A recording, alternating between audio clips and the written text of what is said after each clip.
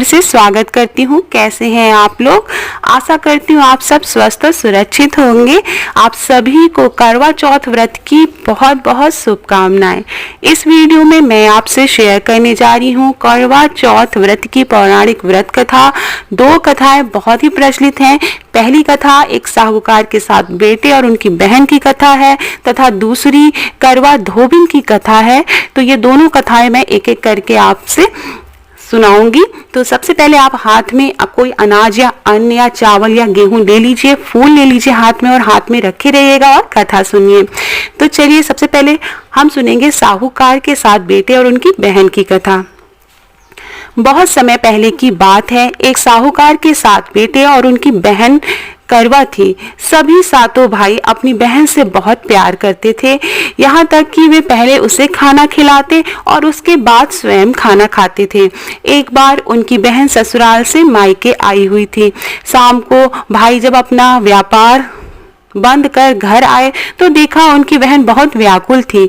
सभी भाई खाना खाने बैठे और अपनी बहन से भी खाने का आग्रह करने लगे, लेकिन बहन ने बताया कि आज करवा चौथ का निर्जल व्रत है और वह खाना सिर्फ चंद्रमा देखकर उन्हें अर्घ देकर ही खा सकती है। क्योंकि चंद्रमा अभी तक नहीं निकला था, इसलिए वह भूख प्यास से व्याकुल हो उठी। सबसे छोटी भाई को अपनी बहन की हालत देखी नहीं जाती और वह दूर पीपल के पेड़ पर एक दीपक जलाकर चलने की ओट में रख देता है। दूर से देखने पर ऐसा प्रतीत होता है कि जैसे चतुर्थी का चांद उदित हो गया है। इसके बाद भाई अपनी बहन को बताता है कि चांद निकल आया है, तुम उसे अर्घ देने के बाद भोजन कर सकती हो। बहन बहुत खुशी के मारे सीढ़ियों पर चढ़कर चांद को देखती है, उसे अर्घ देकर खाना खाने बैठ जाती है।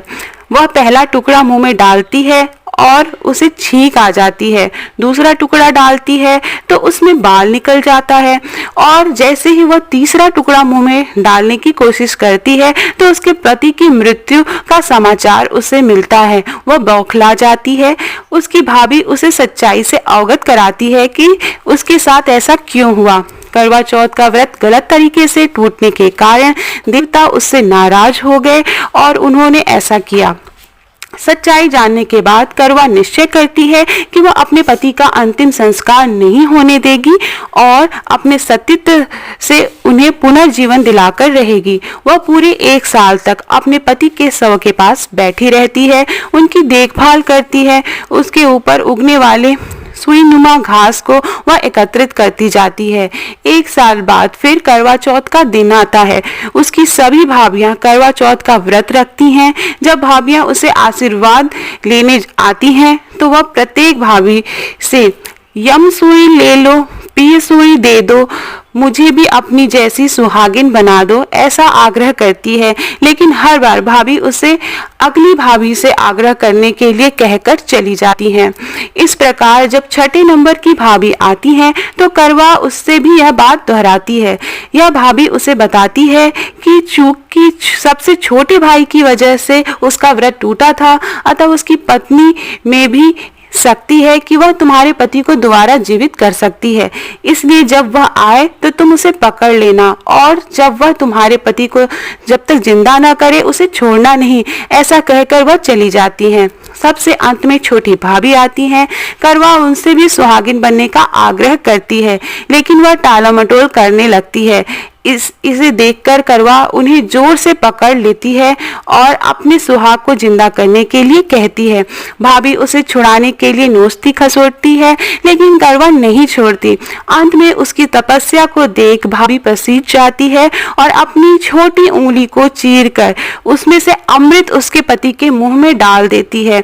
करवा का पति तुरंत श्री गणेश कहता हुआ उठ बैठता है। इस प्रकार प्रभु से उनकी छोटी भाभी के माध्यम से करवा को अपना सुहाग वापस मिल जाता है। तो ये थी पौराणिक व्रत कथा। साहूकार के 7 बेटों और उसकी बहन की पौराणिक कथा है, जो कि करवा चौथ व्रत के दिन जरूर सुननी चाहिए। अब मैं आपको पतिव्रता करवा धोबिन की कथा सुनाने जा रही हूँ। तो चलिए शुरू करते हैं। पुराणों के अनुसार करवा नाम की एक पतिव्रता धोबिन अपने पति के साथ तुंगभद्रा नदी के किनारे स्थित गांव में रहती थी। उसका पति बूढ़ा और निर्बल था। एक दिन वह नदी के किनारे कपड़े धो रहा था। तभी अचानक एक मगरमच्छ वहां आया और धोबी के पैर अपने दांतों में दबाकर यमलोक की ओर ले जाने लगा। वृद्ध पति को देख घबराया और जब उससे कुछ कहते नहीं बना तो वह करवा करवा कहकर अपनी पत्नी को पुकारने लगा। पति की पुकार सुनकर धोबिन करवा वहां पहुंची तो मगरमच्छ उसे पति को यमलोक पहुंचाने ही वाला था। तब करवा ने मगर को कच्चे धागे से बांध दिया और मगर को लेकर यमराज के द्वार पर पहुंची। उसने यमराज से अपने पति की रक्षा करने की गुहार लगाई और बोली, हे भगवान, मगरमच्छ ने मेरे पति के पैर पकड़ लिए हैं। आप मगरमच्छ को इस अपराध के दंड स्वरूप नरक भेज दें। करवा की पुकार सुन यमराज ने कहा, अभी मगर की आयु शेष है, मैं उसे अभी यमलोक नहीं भेज सकता। इस पर करवा ने कहा, अगर आपने मेरे पति को बचाने में मेरी सहायता नहीं की तो मैं आपको श्राप दे दूंगी और नष्ट कर दूंगी। करवा का साहस देखकर यमराज भी डर गए और मगर को यमपुरी भेज दिया। साथ ही करवा के पति को दीर्घायु होने का वरदान दिया। तब से कार्तिक कृष्ण की चतुर्थी को करवा चौथ व्रत का प्रचलन है, जिसे इस आधुनिक युग में महिलाएं अपनी पूरी भक्ति भाव के साथ रखती हैं और भगवान से अपने पति की लंबी आयु के लिए कामना करती हैं। तो ये दो कथाएं हैं जो कि बहुत प्रचलित हैं।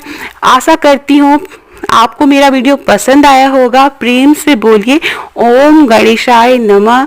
जय श्री भगवान जी की, जय पार्वती माता जी की, तो जय चौथ माता की। और इसी के साथ ये वीडियो एंड करती हूँ। वीडियो पसंद आया हो तो दोस्तों के बीच में शेयर करिएगा। कमेंट बॉक्स में जय माता दी जरूर लिखिएगा। लाइक पे जरूर क्लिक करिएगा। बहुत बहुत धन्यवाद ये वीडियो देखने और